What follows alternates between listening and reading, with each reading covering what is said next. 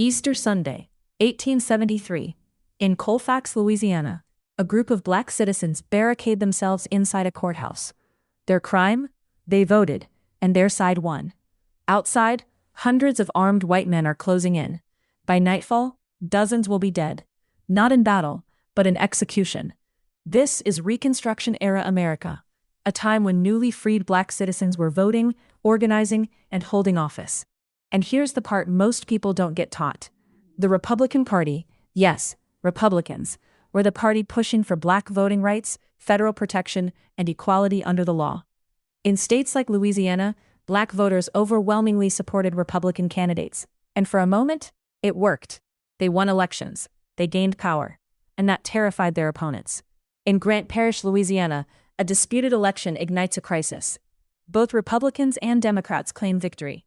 But black citizens, many of them armed veterans who fought for the Union, refuse to surrender the courthouse. They're not rebelling. They're defending a lawful election. Then the mob arrives. Not a handful of men. Hundreds. Armed. Organized. Determined. Gunfire erupts. The courthouse is set on fire. Smoke pours into the building. Inside, men choke, panic, pray. When they finally run out, they're met with bullets. And when some surrender, they're taken prisoner and executed anyway. By the end of the day, as many as 150 black men are dead. This wasn't a riot. This was a massacre. A few attackers are arrested. For a moment, it looks like justice might happen.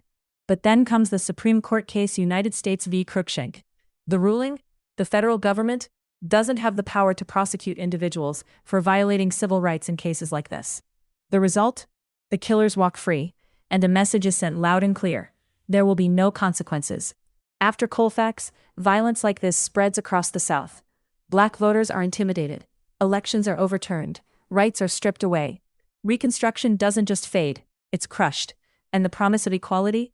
Pushed back nearly a century. The Colfax Massacre wasn't just about race. It was about power, votes, and who gets to decide the future of a nation. Now that you know, stop and ask yourself, how will you vote?